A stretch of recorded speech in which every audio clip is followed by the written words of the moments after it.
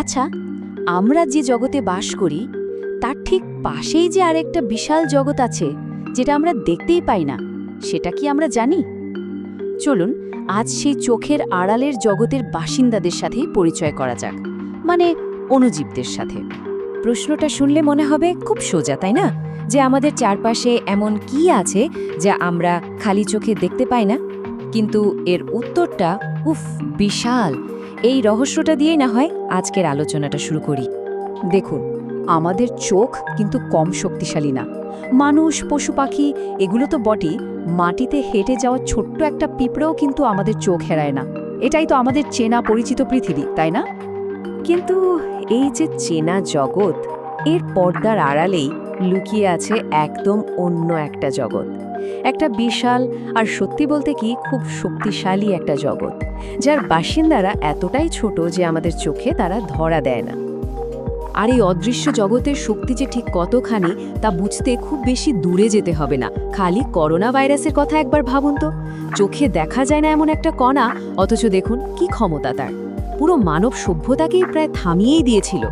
তাহলে এই যে অদৃশ্য জগতের বাসিন্দা, যাদের আমরা অণুজীব বলছি, এরা আসলে কি?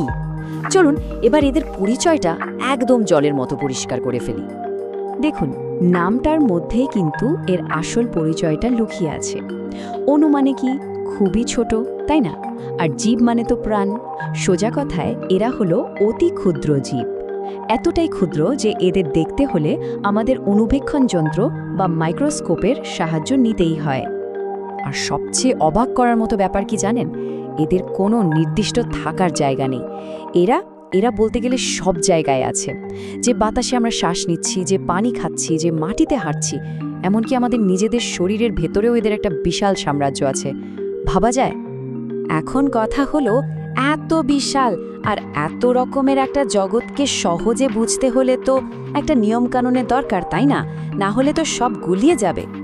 বিজ্ঞানীরা ঠিক এই কারণেই পুরো অণুজীব জগৎকে প্রধান 3টে রাজ্যে ভাগ করেছেন। প্রথম রাজ্যটা হলো অকোষীয়, মানে এদের কোনো কোষই নেই। ব্যাপারটা অনেকটা এমন যে কোনো মানুষের থাকার জন্য কোনো বাড়িই নেই। অদ্ভুত, তাই না? ভাইরাস কিন্তু এই রাজ্যেরই সদস্য। আর এরা এতটাই ছোট যে সাধারণ মাইক্রোস্কোপে এদের খুঁজেই পাওয়া যাবে না। এদের দেখতে লাগে প্রচণ্ড শক্তিশালী ইলেকট্রন মাইক্রোস্কোপ। এরপরে আসছে দ্বিতীয় রাজ্য, আদিকোষীয়। এদের কোষ আছে, মানে একটা বাড়ি আছে, কিন্তু বাড়িটা বেশ অগোছালো, কারণ এদের যে নিউক্লিয়াস, যেটা কোষের মাথা বা ব্রেন, সেটাই ঠিকমতো গোছানো না। ভাবুন তো, একটা বাড়িতে সব আছে কিন্তু কোনো কর্তা নেই যে সব সামলাবে। ব্যাকটেরিয়া হলো এই রাজ্যের সবচেয়ে ভালো উদাহরণ। আর সবশেষে আসছে 3 নম্বর রাজ্য, প্রকৃত কোষী। এদের কোষ হলো একেবারে টিপটপ, সাজানো গোছানো একটা বাড়ির মতো, কারণ এদের একটা দারুণ সুগঠিত নিউক্লিয়াস আছে, যেটা সব কিছু একদম নিখুঁতভাবে কন্ট্রোল করে। আমাদের খুব পরিচিত ছত্রাক আর শৈবাল কিন্তু এই উন্নত রাজ্যেরই সদস্য। এই যে টেবিলটা দেখছেন, এটা হলো পুরো ব্যাপারটার একটা কুইক সামারি। দেখুন, অকোষীয় মানে সোজা কথায় কোষ নেই, আদিকোষীয় মানে একটা অগোছালো কোষ, আর প্রকৃত কোষীয় মানে একদম পারফেক্ট গোছানো কোষ। আর উদাহরণগুলো তো মনে রাখাই সোজা, ভাইরাস, ব্যাকটেরিয়া আর ছত্রাক।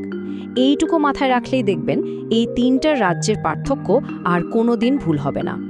বেশ, এদের পরিচয় তো জানা গেল, কিন্তু এখন আসছে আসল প্রশ্নটা। এই যে কোটি কোটি অণুজীব আমাদের ঘিরে রেখেছে, এরা কি আমাদের বন্ধু নাকি শত্রু? এর উত্তরটা কিন্তু বেশ মজার। আসলে সত্যিটা হলো এরা দুটোই। একদিকে দেখুন, ভাইরাস, ব্যাকটেরিয়া আমাদের শরীরে কত ভয়ঙ্কর রোগ তৈরি করে, কলেরা, টাইফয়েড, লিস্টটা কিন্তু লম্বা। আবার ছত্রাক থেকেও দাঁতের মতো সমস্যা হয়। কিন্তু মুদ্রার আরেকটা পিঠও তো আছে। এই অণুজীবরাই কিন্তু আমাদের কত বড় বন্ধু। ল্যাক্টোব্যাসিলাস নামের ব্যাকটেরিয়া না থাকলে আমরা দই খেতে পারতাম না। আবার ইস্ট নামের ছত্রাক ছাড়া পাউরুটিও ফুলতো না। আর পেনিসিলিনের মতো জীবন বাঁচানো ওষুধের কথা তো বাদই দিলাম।